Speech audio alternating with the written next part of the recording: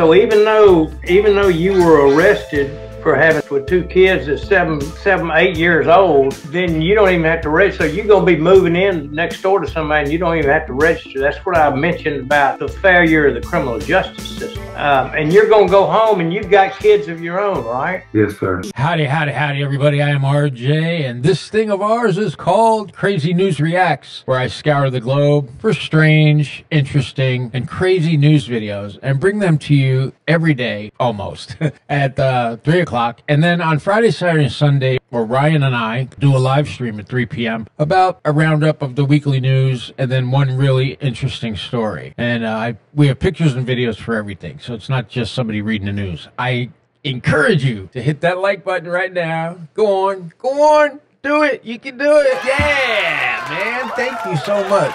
Look, this thing of ours is really interesting. We've gotten almost, what, 60,000, maybe 70,000 subscribers in just a short time. So I'm very happy. We do need to get the views up. So please share this video with your friends. Like it, comment, and most importantly, turn on those notifications. This way you're notified when this psychopath are on and you can enjoy this content.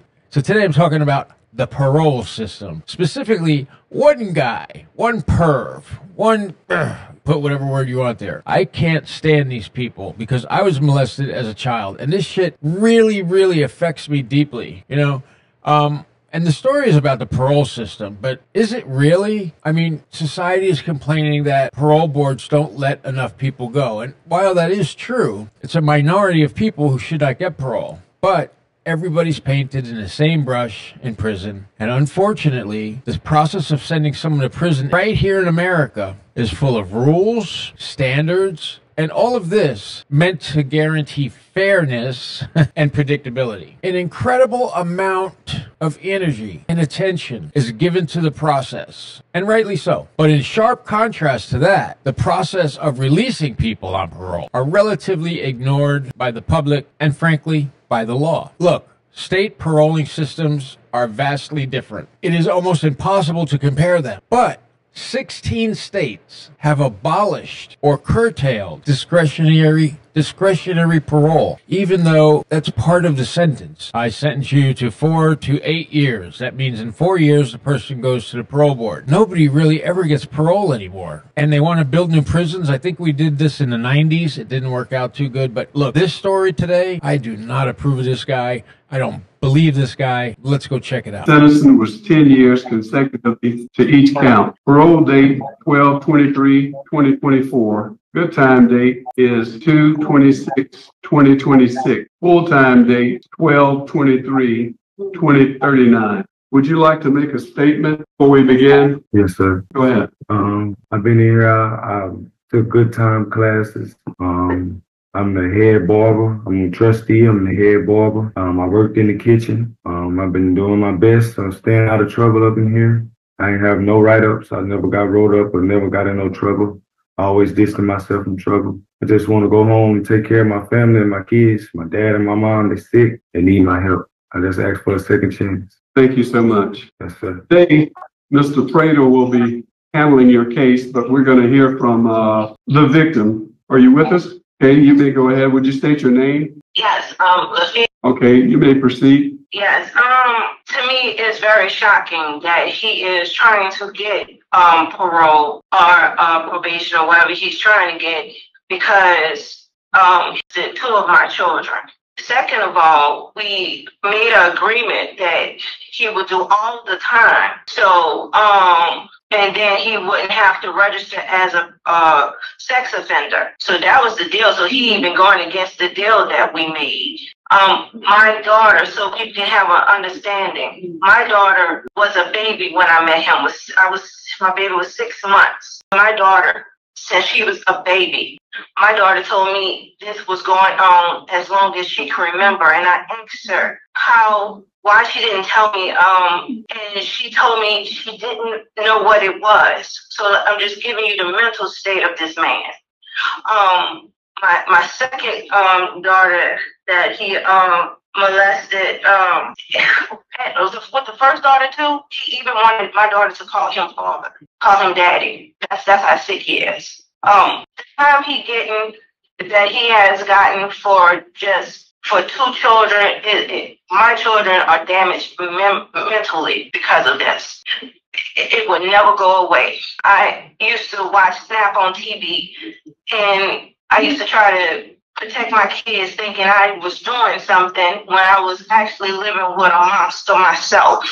I couldn't even think of how or when he was doing these acts, and he's so malicious and sneaky with it that my daughter told me he would do stuff while I'll go walk away to go cook. I was actually, right in the room with everyone because I never used to leave my kids like just sitting in a room with him without me. So it was like every time I walk away to go use the bathroom, I don't think he should not be released soon. He is a monster. There's many things that you don't even know that he have done. And to people in my family and people that I've known since he's been in jail, they have came forward to me and told me, he should do all this time. He shouldn't get out. And my daughter wanted to be here, but I forgot that it was 2 days. My 16-year-old, my children are really damaged because of them mentally. Just freaking incredible to me. Unbelievable. You can hear the woman's pain. She is absolutely devastated by what this bonehead did. And who wouldn't be? I always say, because of how I was treated as a very young boy, people should be put to death who do this to children. No question about it. It has affected my entire life, and I never got over it, even though this happened when I was like 6 years old. So yeah, this guy should definitely not get parole. As a trained criminologist, which deals in criminal psychology, police, policy, procedure, and law and order, sentencing, all that encompassed, I can tell you this guy is a complete bonehead, okay? But unlike what you see in the movies, parole boards aren't always comprised of 3 or 6 stern people yelling at the inmate. That just doesn't happen, right? Some people get upset like these parole members, and you got to give them that, right? Look what this guy did. And big problem here, I have not heard him take responsibility for doing any of these things. He said he didn't do them, but now he says just in the last second that he did something to the kids. So shut up, guy, if you don't know what the hell you're talking about. Now, a few things I'm going to have to say after this because it's about fairness. Not everybody in prison is there for being a child, right? Or people. There's people in jail for pot, cocaine. There's people in jail for shoplifting. There's people, all kinds of crimes, bank robbery, all the way down to, hitting somebody. So parole should be offered by states, but it's not. Only 16 states have active parole, and we'll get into that in a minute. But let's go on and see what this dummy decides to spew out of his mouth instead of accepting responsibility, saying you're sorry, which you did, and then throwing yourself at the mercy of the board. They don't want to hear that you didn't do it because you were convicted of it. They don't want to hear that. They want to hear, contrition. They want to hear apologies. They want to hear responsibility. None of this stuff this guy's given. Mr. Prater, did you hear those remarks? Yes, I did. And I've got a few questions whenever it's appropriate. Okay, it's appropriate. All right. Mr. Johnson, Sir. are you listening? Okay, I've got a couple of things every now and then because we study so many cases. Some of these things just don't make any sense. And it's really egregious to me to read how the criminal justice system has failed the public on this particular case. You pled, let me ask you this, and of course, I've been doing this a long time, and I don't ask questions I don't know the answer. Did you admitted to cruelty to a juvenile, correct? I copped out to it. I didn't have a lawyer. I didn't have the money for a lawyer. They went to court. I went to court like numerous of times. They said they was going to throw the charge out, but I didn't have money for a lawyer. My public defender said it was a good plea to take, so I ended up taking it because I didn't have money for the lawyer. But he said, regardless of the fact, I was still going to lose the case because it's he say and she say. Did you commit any offense? No, sir. You didn't do anything wrong? No, sir, at all. Did you tell the judge that when you took your plea? Yes, sir. Yes, sir. But I was listening to my public defender, and I knew I was going to lose the case unless I have a real lawyer. Me and this woman been together like on and off like 10 years. So I didn't put a lot of trauma in her life. So it's just It's calm. Out of wrecked vehicles, we had domestic abuse and stuff like that. So she just really out to get me. But I'm not, I don't know what to say. It's crazy.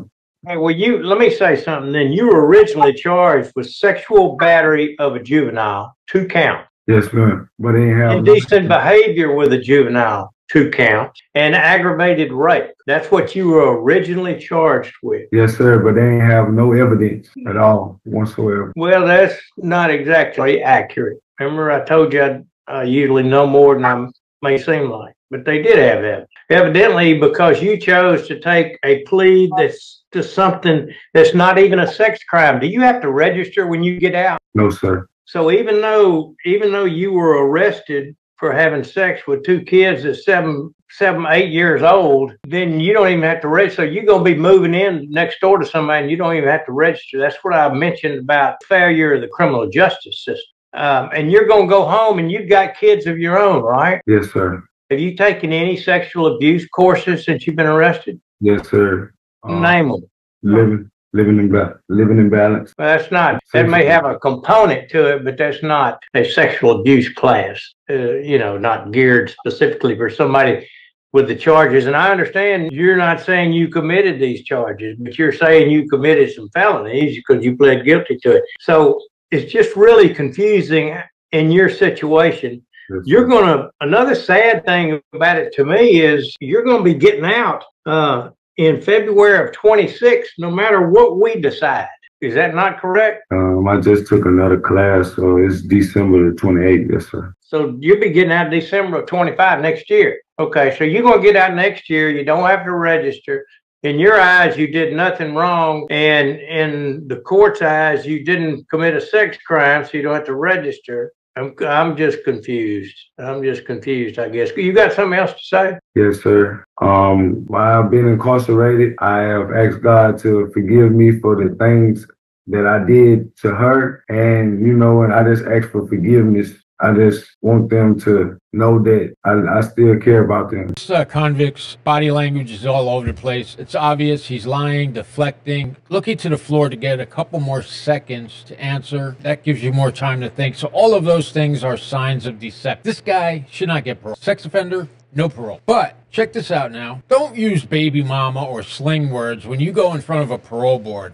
At least talk, God's given English. They don't want to hear your hood rhetoric, right? They were misunderstandings, he kept saying. Really? This woman was pregnant. She was strangled. He was charged with aggravated rape and was pled down to cruelty to juveniles? I don't understand that whatsoever. And look, he's denying until he dies. He's not going to admit to nothing. He's blaming the victim. He's blaming the children. He's blaming previous baby mamas.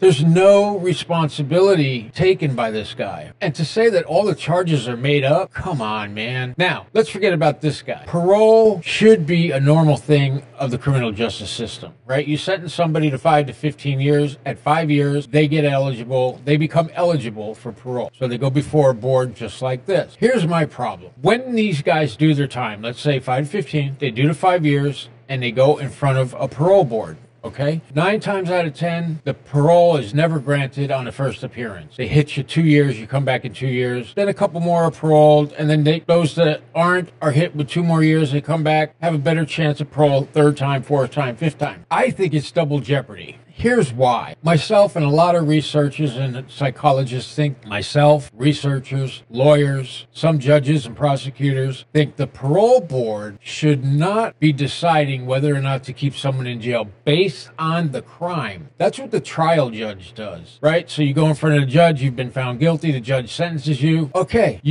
they shouldn't get to bring up the crime. Right? They shouldn't be able to appear. District attorneys shouldn't be able to appear at parole processes. That's not part of how the law works. Also, survivors of the crime get to speak right before sentencing in the courtroom. What they're doing here is very much like double jeopardy. They bring the victim forth again at the parole hearing, and 99% of the time, folks, if the victim says you shouldn't get out, you're not going to get out. Forget about this guy. I'm just talking about in general. This couldn't get any more boogered up than what it already is. That's all I've got, Mr. Chairman. I'm frustrated.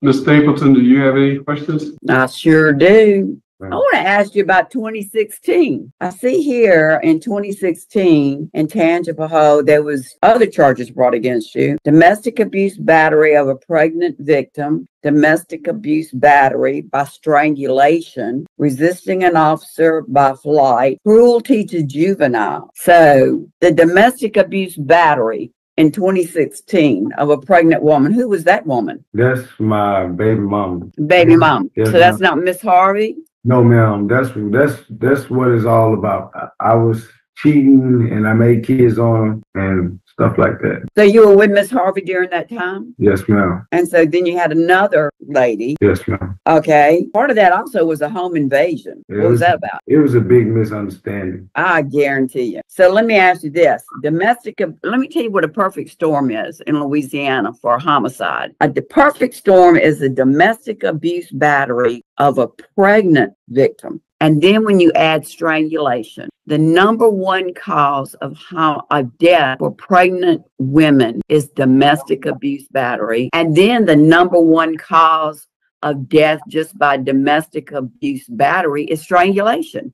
So what in the heck happened that you did that to this woman? And another thing, before you finish, I want to ask you this one. Cruelty to juveniles. Now, we're seeing here where we've got actually aggravated rape of little girls, and it was pled down to cruelty to juveniles.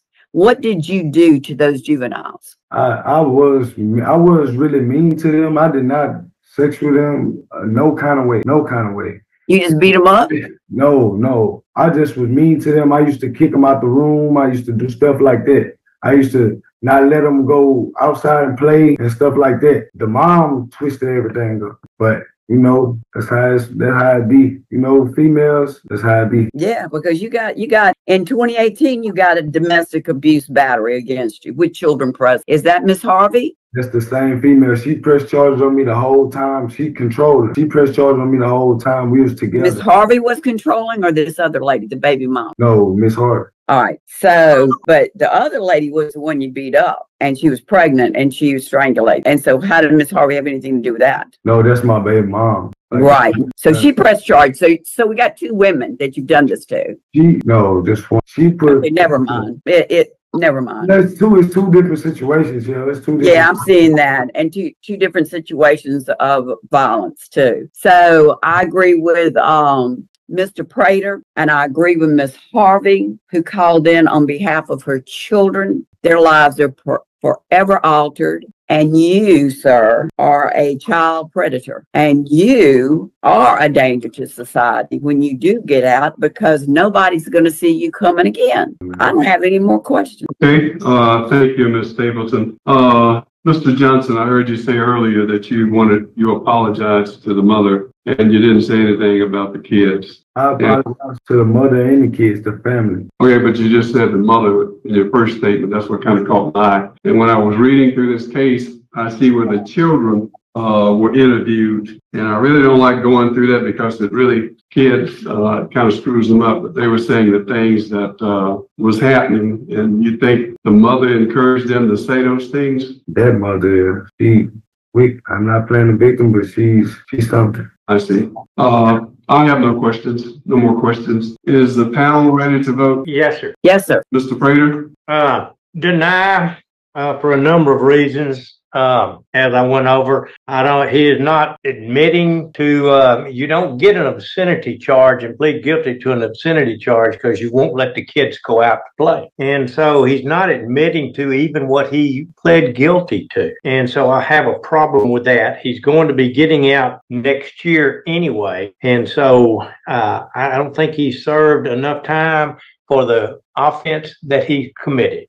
And I'll leave it at that. Ms. Stapleton? I agree with what Mr. Prater just said. He has not served enough time for the offense that he committed. Also, he has an extremely violent history toward women and children based upon his extensive criminal history of violence. Those two things. Thank you so much. My vote is to deny also. Mr. Johnson? your parole has been denied. They shouldn't be able to weigh in on the parole process, right? Because now you're being tried twice instead of seeing how you adapted in prison. Are you a violent person? Have you followed the rules? Have you done programs? Have you gotten your GED? All of those things should be considered, right? How has this person become better while he was inside? And has he become good enough that I believe as a parole board member, this person doesn't pose a threat? This guy does, for sure. No doubt about it. At a parole hearing, there should be supportive testimony. So families, many parole boards don't allow it, but families should be able to testify. Teachers who have taught these people inside prison, counselors, whoever they had contact with inside the prison system should be able to weigh in, because parole is all about correction, or it's supposed to be. So who's eligible for parole, and are they treated fairly? No, of course not. Parole boards should not be allowed to use subjective, is what I'm saying, criteria to deny parole. Like these guys, oh, he hasn't done enough time. It's the judge's sentence, right? It's up to you to determine whether a person has become rehabilitated and whether they'd be a good candidate for parole. That's what parole is supposed to be, but it's not like that. It's basically a retrying of the case, and unfortunately, parole is very rarely given in this country. I think the Department of Corrections in every state should assign a counselor to every prison. Most prisons have 800 to 1,600 people in them. Most. Maybe 100 or 50 of those prisoners would have a case manager who follows them throughout their sentence, who can then report on whether or not the person was responsible, open to corrective behavior. That stuff would help a lot more than bringing the victim forth or bringing a prosecutor forth from years back. And I would say they need guidelines, because we want them to make unbiased decisions while serving on the board. Just like most states have point systems. So when you go to court, you're in trouble. All of your prior history is brought up and they assign a number to it. And if you get so many points, this is how much time you get. So it should be something like that. You go to prison, you do all of these programs, your behavior's good, the counselor speaks on your behalf. Those are all positives, right? That shows an inclination to change. So thanks for hanging out with me today, guys. Hope this was interesting to you. I brought this up because parole is in the news a lot recently, and this is pretty crazy how this guy even thought he was going to get parole. Hit the like, subscribe, what else? Share, comment. Most important, guys, what? Turn on notifications so you're notified. And I'll see you right back here tomorrow